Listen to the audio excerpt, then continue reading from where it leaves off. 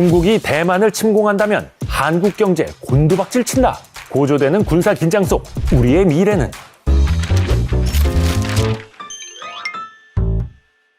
안녕하세요, 이대호입니다. 오늘은 중국과 대만에 대한 얘기를 해보려고 합니다. 요 몇 달 트럼프 미국 대통령의 관세 정책 때문에 한바탕 시끄러웠잖아요. 특히 이 중국에 어마무시한 관세를 때리고 또 중국도 보복 관세를 때리면서 이 둘의 갈등이 한창 최고조에 달했을 때 위험한 얘기가 나왔습니다.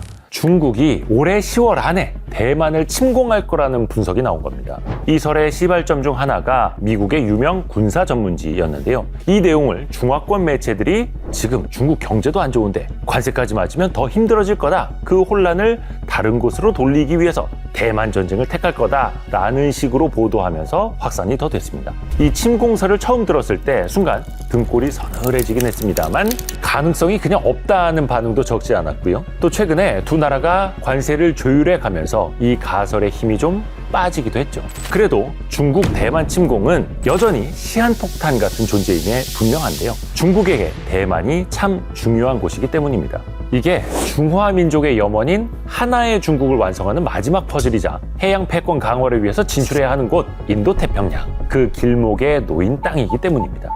도련서원이라고요. 중국이 설정한 가상의 해상 방위선이 있거든요. 쉽게 말해서 작전 반경이라고 볼 수 있는데요. 그 중에서도 제1도련선이 오키나와, 대만, 필리핀을 연결하는 선인데 대만이 이 제1도련선의 핵심 연결고리란 말이죠. 그래서 중국은요, 대만을 흡수해서 제1도련선을 돌파한 다음에 제2도련선까지 진출하면서 태평양 깊숙이 해양 패권을 넓히려는 전략을 세운 거죠. 전쟁이 일어날 가장 유력한 시기로는 2027년이 거론됩니다. 시진핑 주석이 그때까지 대만 공격 준비를 마치라는 지시를 내렸다라는 설도 있고요. 2027년은 중국 인민해방군 창설 100주년이 되는 해이자 시진핑의 4번째 연임을 결정한 해여서 그때 대만을 침공해서 업적을 이루려 할 거라는 게 근거이기도 합니다. 두 나라의 전쟁은 마냥 남의 일이 아닙니다. 우리나라에 경제적으로 엄청난 피해를 줄 거라는 분석이 나오고 있는데요. 이 시나리오에는 전제 조건이 있긴 합니다. 미국이 개입한다는 거죠. 우선 미국이 왜 개입을 하는가를 짧게 정리해보자면요. 미국이 1979년에 대만 관계법이라는 걸 제정했거든요. 이게 뭐냐면 대만에 만약 전쟁이 일어나면 미국이 도와주겠다 이런 겁니다. 또 솔직히 중국이 영향력을 키워나가는 걸 미국이 좋아라 할 리가 없지 않습니까? 대만은요, 미국 입장에서 중국의 세력 확장을 막는 메가더 장군의 말처럼 가라앉지 않은 항공모함 같은 역할을 하고 있단 말이죠. 그런데 그걸 중국이 가져가겠다라고 하면 그냥 두 손 놓고 가만히 보고 있을 리가 없는 거죠. 아무튼 그런 이유로 미국까지 참전한다는 전제하에 시뮬레이션을 돌려서 나라별 피해 규모를 따져보니까요, 대만의 피해가 가장 클 수밖에 없고요. 그 다음이 바로 우리나라입니다. 전쟁의 당사국인 중국보다도 피해가 클 거랍니다. 그러면 우리나라는 대체 왜 그러느냐? 우선 반도체 산업의 타격이 가장 클 거라고 봤고요. 그에 따라서 노트북, 스마트폰, 태블릿 PC의 생산 라인이 멈추고 또 저가형 반도체를 쓰는 자동차 등 다른 부분들도 큰 피해를 볼 수밖에 없겠죠. 또 우리나라가 수출 의존도가 높은 국가지 않습니까? 우리나라 GDP에서 수출이 차지하는 비중이 30%대 후반에 이르는데요. 우리나라 수출 물동량의 한 30-40% 정도가 대만 해협을 오고 간단 말이죠. 그런데 전쟁이 나면 여기가 더 이상 안전한 길이 아니게 되는 거죠. 사실 우리나라 지금 내수 경기가 너무 어렵잖아요. 그래서 GDP에서 민간 소비가 차지하는 비중은 갈수록 줄고 있거든요. 또 그러면서 수출 의존도는 더더욱 높아지고 있죠. 작년에 국내 전체 경제 성장률의 대부분 약 94%는 수출로 이루어진 겁니다. 이런 상황에서 만약에 수출길까지 막혀버리면 더더욱이 타격이 클 수밖에 없는 거고요. 그나마 이 내수가 악화되는 속도도 수출이 커버를 해주면서 버티는 상황인데 만약에 이 수출이 무너지면 현실적으로 우리나라 경제는 답도 없다는 거죠. 자, 여기에 주한미군이 참전하면 중국은 우리에게 각종 보복성 행동을 취할 수도 있다는데요. 경제적인 압박을 가할 거라는 분석이 있습니다. 마치 2016년 사드 보복 사태 때처럼. 그때 한한령 조치 기억하시죠? 또 한국 단체 관광을 금지시키고 또 한국의 기업들이 중국에서 대거 철수해 나올 수밖에 없었던 거 기억하시죠? 만약에 그렇게 되면 우리 경제는 정말 큰 위기에 빠질 수도 있는 겁니다. 이 전쟁으로 인한 전 세계적인 피해도 상당할 겁니다. 중국이 대만을 침공하면 경제적인 손실이 전 세계 GDP의 10%, 약 10조 달러, 우리나라 돈으로 1경원이 넘을 거랍니다. 2009년 글로벌 금융위기, 또 코로나19 때보다도 훨씬 더 많은 거죠.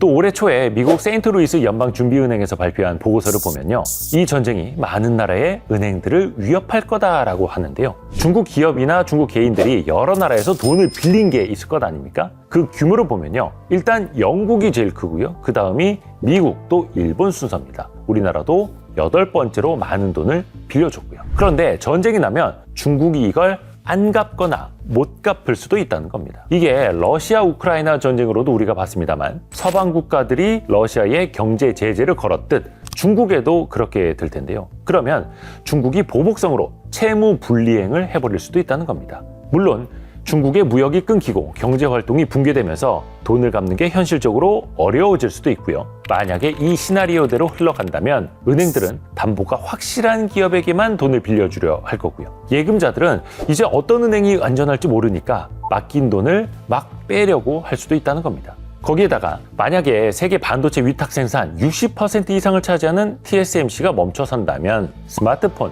PC, 또 서버 교체, 또 업그레이드까지 모두 불능에 빠질 수밖에 없겠죠. 동시에 AI의 진화도 멈춰서는 거고요. 초반 몇 년간은 전 세계적으로 연간 6천억 달러에서 1조 달러의 피해가 발생할 수도 있다고 합니다. 그래서 TSMC는 미국이나 일본 등으로 이 생산 기지를 막 다변화하고 있고요. 그러면서 위험을 또 분산하고 있습니다. 사실은 이런 내용들이 좀 극단적으로 느껴지실 수도 있을 것 같은데요. 중국 대만 전쟁 시나리오에는 우리나라랑 북한이 전쟁을 할 수도 있다는 얘기도 있습니다. 중국은요, 대만을 침공할 때 미국이 참전하는 걸 제일 꺼릴 거랍니다. 하지만 주한미군이 대만 옆에 있지 않습니까? 그래서 이걸 막기 위해서 북한을 부추겨서 한반도에 문제를 일으키도록 한다는 거죠. 이 내용은요, CSIS에서 낸 전쟁 시뮬레이션 보고서에 써 있기도 했고요. 또 이런 비슷한 의견을 내는 전문가들도 몇몇 있습니다.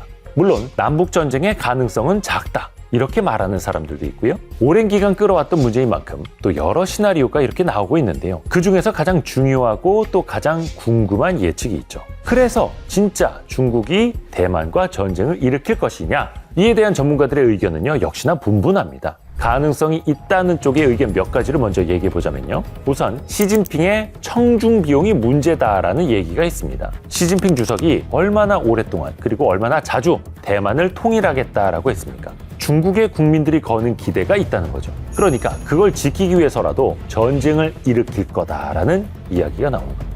실제로 한 설문조사에 따르면요, 중국 정부가 군사적 위협을 철회하거나 중국몽을 실현하지 못하면 어떤 방식으로든 비판적인 입장을 표출하겠다라고 답한 사람이 40%가 넘었다고 합니다. 시진핑이 이 침략을 철회하면 신뢰도가 하락하는 건 물론이고, 심하면 중국 민족주의자들이 대만 문제에 대해서 아무것도 안 하는 이 시진핑을 거부하면서 시진핑 집권의 정당성이 흔들릴 수 있다, 이런 분석도 나오죠. 또 다른 의견으로는요, 맨 앞에서 말한 내용처럼요, 중국 자국민들의 좀처럼 나아지지 않는 이 중국 경제에 대한 불만이 쌓여가고 있어서 이 상황을 반전시키고자 전쟁을 일으킬 거라는 거죠.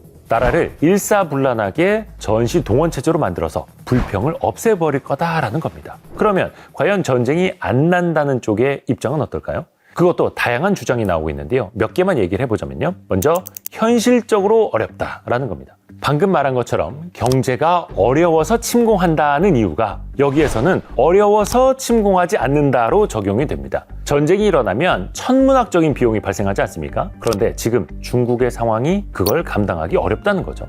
또 대만의 국가안전국 차이밍엔 국장이 말하기를 중국은 전쟁을 개시할 능력이 부족하고 전면적인 상륙작전이 쉽지 않다 해서 중국군의 실력이 현실적으로 충분하지 않다는 취지의 얘기를 하기도 했죠. 거기다가 중국이 러시아 우크라이나 전쟁을 보면서 이 무력 충돌이 쉽지 않다는 걸 알게 됐다는 얘기도 있어요. 러시아가 고립되는 걸 보면서 전쟁이 어떤 영향을 또 어떤 위험을 가져오는지를 인식하게 됐다는 거죠. 이에 따라서 중국은 무력 통일 시도를 자제하고 또 경제적이고 사회적인 통합을 통해서 장기적인 전략을 택할 것이다 라는 겁니다. 선택에 조금 더 신중해질 수 있다는 거죠. 하지만 정치, 경제, 외교라는 건 사실 늘 최악을 보고 그 계획을 세워놔야 하지 않겠습니까? 만약에 전쟁이 일어나면 그러면 우리는 어떻게 해야 하느냐? 이에 대한 얘기도 많이 오가고 있는데요. 전문가들은요, 우리는 우선 몸을 낮추고 계획을 정말 잘 짜놔야 한다고 하는데요. 70년 동맹국 미국의 지원 요청을 사실은 단칼에 거절하지 않고 최소한으로 동맹의 역할을 수행해야 한다라고 말을 합니다. 경제적으로 많은 고리가 얽혀있는 중국과도 등을 져서는 안 되고요. 사실 전쟁이라는 건 그 누구도 예측할 수가 없죠. 일어나서는 안 되는 일이지만 그렇다고 너무 방관해서도 안 되겠죠. 국제정세의 혼란이 좀 커져가고 있는데 그래서 더더욱이 냉철하고 또 객관적인 판단으로 이 세상을 바라보는 시각이 더 필요한 때인 것 같습니다.